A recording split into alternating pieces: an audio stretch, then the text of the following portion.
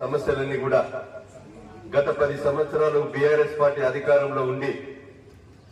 ఈ రోజు ఈ డివిజన్ షేక్పేట డివిజన్ పట్టించుకోకుండా 10 సంవత్సరాల నుంచి ఒక్కరోజు కూడా ఈ డివిజన్ కు రాకుండా మీకు నానా సమస్యలు గాని రోడ్ల సమస్యలు గాని డ్రైనేజ్ సమస్యలు గాని ఈ డివిజన్ కు సంబంధించిన సమస్యలు పట్టించుకోకుండా ఉన్నటువంటి బీఆర్ఎస్ పార్టీని ఈ ఎన్నికల్లో మీరంతా కూడా బుద్ధి చెప్పవలసిన అవసరం ఉంది. అదేవిధంగా బీఆర్ఎస్ పార్టీ సహకారంతో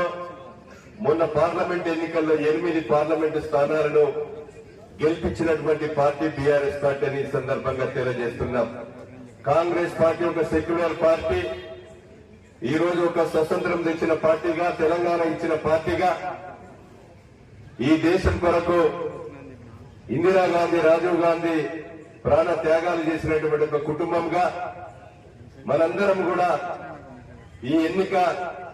తెలంగాణ రాష్ట్రమే కాదు యావత్తు భారతదేశం అంతా కూడా ఈ ఎన్నిక ఈ ప్రభుత్వానికి మద్దతుగా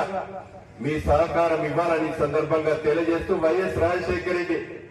ముఖ్యమంత్రిగా ఉన్న సమయంలో ముసల్మాన్ సోదరులకు 4% రిజర్వేషన్ కల్పించడమే కాకుండా సాధికారులకు గాని, మసీదులకు గాని, కబ్రస్థానాలకు గాని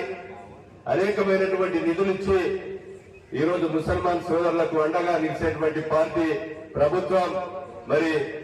ఈ యొక్క కాంగ్రెస్ ప్రభుత్వం ఇప్పుడు గౌరవ ముఖ్యమంత్రి రేవంత్ రెడ్డి గారి నాయకత్వంలో మంత్రులు ఇక్కడ వివేక్ వెంకటస్వామి గారు 90 రోజుల నుంచి ఈ నియోజకవర్గంలో